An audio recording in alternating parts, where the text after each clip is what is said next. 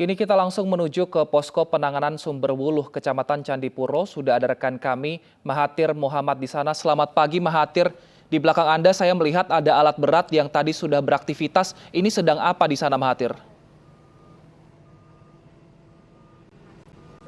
Ya, selamat pagi Wilson. Untuk aktivitas alat berat yang berada di belakang saya ini, tadinya di lapangan Sumberwuluh di tempat posko kami mengabarkan, waktu pada hari Minggu siang hingga Minggu sore, di kawasan Lumajang, khususnya kota Lumajang ini terjadi hujan yang cukup deras, jika menyebabkan lapangan ini sangat becek dan berlumpur. Sehingga dari pihak TNI, Angkatan Darat, semua, Satpol PP, TNI Polri, dan unsur-unsur terkait ini berusaha membuat lapangan ini jauh lebih baik, dalam arti lebih baik, diberikan pasir hingga tidak berlumpur lagi, sehingga nanti ketika kedatangan Jokowi juga bersama dengan menteri-menteri dan juga didampingi pihak-pihak lainnya, ini lapangan atau posko Sumberwuluh jauh lebih baik lagi, artinya lebih siap untuk menyambut kehadiran Jokowi. Seperti itu, Wilson. Rencananya Presiden Jokowi dan juga rombongan akan langsung menuju ke Sumberwuluh Lumajang untuk memantau kegiatan di sana. Apa saja kira-kira agenda Jokowi ketika berada di sana, Mahathir? Baik, untuk agenda Presiden Republik Indonesia Joko Widodo, ini sementara yang kami dapatkan, ketika nanti Presiden Joko Widodo berangkat dari Halim Perdana Kusuma pada pukul 7 pagi dari Halim Perdana Kusuma, Jakarta. Setibanya diperkirakan ada pukul 9.00 waktu Indonesia Barat. Ketika tiba di Lumajang, khususnya ini Presiden akan menggunakan helikopter Super Puma TNI Angkatan Udara. Dan dari itu di Lumajang Presiden diagendakan meninjau sejumlah lokasi terdampak di Gunung Semeru. Pertama kali kami mendapat informasi bahwa akan meninjau di lokasi di kecamatan salah satu yang berdekatan dari sini, yaitu Kecamatan Pasirian. Namun saat kami tiba di sana ada sedikit perubahan, akhirnya Presiden Joko Widodo akan langsung meninjau di posko Sumberwuluh, Kecamatan Candipuro, Lumajang, Jawa Timur. Dan seperti di belakang kami, persiapannya juga pengamanannya juga sangat luar biasa. Dan nantinya di dalam Presiden Republik Indonesia Joko Widodo akan meninjau posko-posko yang berada di belakang kami. Dan posko-posko ini juga salah satunya nantinya akan ada tenda yang dimana Presiden Joko Widodo akan memberikan santunan bagi masyarakat yang terdampak erupsi Gunung Semeru. Kenapa saya dapat berani katakan seperti itu? Karena saat kami berdiri di sini, tadi ada beberapa warga yang dibantu oleh Pas Pampres dan juga tim relawan lainnya akan dibawa ke dalam. Kami sedikit mendengar bahwa ini adalah warga yang akan menerima santunan. Sementara itu informasi yang dapat kami kabarkan, Wilson. Baik, kalau untuk di Sumberwuluh ini apa saja poskonya? Apakah di situ ada pengungsian warga atau hanya posko untuk pusat komando di sana? Oke, Wilson, untuk posko ini memang banyak sekali, bukan hanya pusat komando. Pertama, kalau kami sedikit melihat ke belakang, kita absen satu-satu ya, Wilson ya. Ada yang pertama kali berdiri itu, kalau pertama waktu saya hadir di sini, atau saya tiba pertama kali di sini, sehari pasca erupsi, BNPB pertama kali berdiri. Sehabis itu ada tenda dari Kementerian Sosial. Waktu itu memang Bu Risma atau Bu Tri Risma, Menteri Sosial juga sudah tiba dan meninjau langsung lokasi. Ada juga BPBD Provinsi Jawa Timur, ada tim kesehatan tim kesehatan Jawa Timur atau Provinsi Jawa Timur juga sudah ada kemarin. Dari TNI, Polri juga sudah menyiapkan posko. TNI juga menyediakan dapur umum.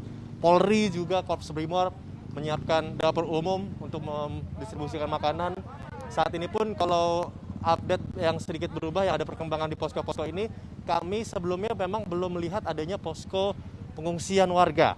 Karena kehadiran dari Ibu Tri Risma, Menteri Sosial, yang meminta kalau bisa nanti ada warga juga disiapkan semua tendanya, poskonya untuk warga apabila harus mengungsi di sini. Langsung memang pada hari selanjutnya kami melihat ada tenda di posko berwarna hijau. Mungkin kalau di layar kaca Anda tidak terlihat karena ada di pojok sebelah kiri. Ini ada posko satu yang memang dikhususkan untuk para pengungsi. Namun kalau pengungsi memang tidak lebih banyak di sini, lebih banyak di beberapa kecamatan atau di balai desa lainnya, Wilson. Baik, kalau untuk pengungsi ini apakah lokasinya cukup jauh dari tempat Anda saat ini?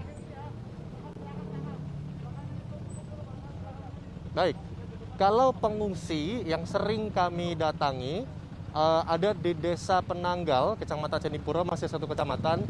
Jaraknya kurang lebih sekitar 13 hingga 15 km dari lokasi kami berdiri. itu kurang lebih ditempuh 30 menit itu di Desa Penanggal, itu ada di Balai Desa Penanggalnya. Itu juga ada posko di sana di lapangan besar, posko seperti ini. Sehabis itu ada juga posko di dekat kami atau di tempat kami di relawan, hanya di sini ya, di sini yang paling dekat. Terus ada di beberapa di rumah warga, dalam arti di rumah warga, ada warga yang karena merasa di jarak aman, mereka kembali ke rumah dan mereka beristirahat di rumah, itu ada juga. Terus selanjutnya posko yang berada di sekitaran kami di Kecamatan Pasirian tadi, yang pertama kali diniatkan oleh Presiden Joko Widodo untuk datang ke sana di Kecamatan Pasirian. Baik. Itu lebih dekat lagi, kurang lebih jaraknya sekitar 9 sampai 10 kilo untuk jarak tempuh 20 menit itu.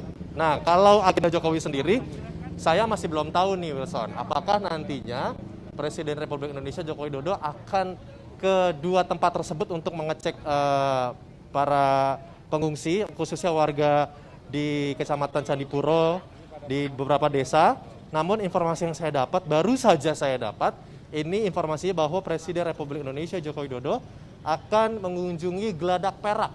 Geladak Perak adalah jembatan yang terputus saat erupsi terjadi, sehingga nanti kita belum tahu juga. Informasi selanjutnya kami dapatkan bahwa nantinya akan juga mengecek salah satu desa, yaitu Desa Renteng, yang kemarin kami tiba, juga kami mengecek lokasi di sana, yang ada 2 mobil truk tertimbun, yang 40 rumah juga tertimbun. Itu di desa, maksud kami Kampung Renteng, Desa Candipuro. Ya, desanya Sumberwuluh, kecamatannya Candipuro. Jadi nanti akan ke situ juga. Ini memang masih sedikit berubah-berubah, Wilson. Apakah dari posko ini nanti ke Kampung Renteng dulu, baru ke Geladak Perak, atau dari posko ini ke Geladak Perak, baru ke Renteng? Kami masih terus akan mengikuti dan akan kami terus kabarkan kepada Anda, Wilson. Baik, Mahathir, sekarang kita berbicara mengenai penanganan. Saat ini apa fokus dari tim SAR gabungan di sana? Apakah ada desa tertentu yang menjadi fokus untuk mencari korban yang hilang, Mahathir?